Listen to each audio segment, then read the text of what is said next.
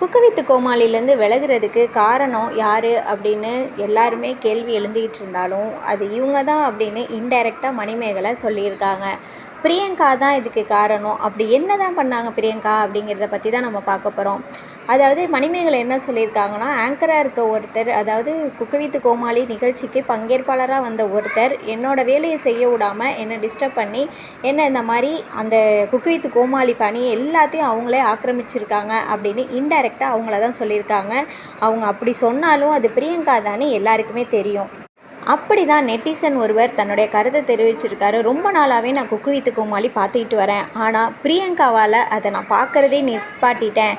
ஏன்னா அவங்க தான் இம்பார்ட்டண்ட்டாக இருக்கணும் அப்படின்னு நினைப்பாங்க. எல்லாருக்கிட்டையும் நான் தான் பெரிய ஆளுன்ற மாதிரி பேசுவாங்க. அவங்கவுங்க வேலையை அவங்க செய்ய விட மாட்டாங்க. அந்த இடம் ஃபுல்லாக அவங்களே ஆக்கிரமிச்சிக்கிற மாதிரி தான் பண்ணுவாங்க அப்படின்னு சொல்லிட்டு ஒருத்தர் சொல்லியிருக்காரு.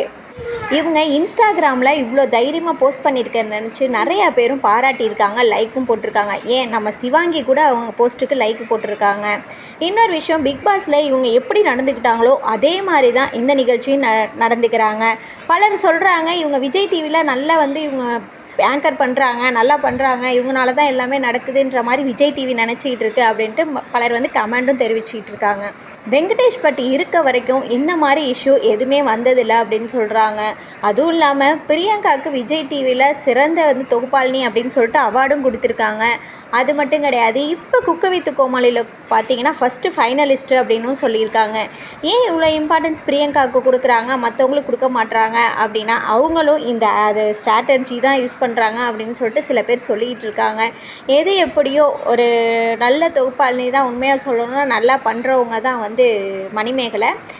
ரொம்பவே கஷ்டப்பட்டு முன்னுக்கு வந்துட்டுருக்க நேரத்தில் இந்த மாதிரி ஒரு இஷ்யூ இவங்களுக்கு வந்திருக்கு. இது ஒன்றும் பெரிய இதுவே கிடையாது. அவங்க அடுத்தடுத்த ப்ரோக்ராம் பண்ண தான் போகிறாங்க.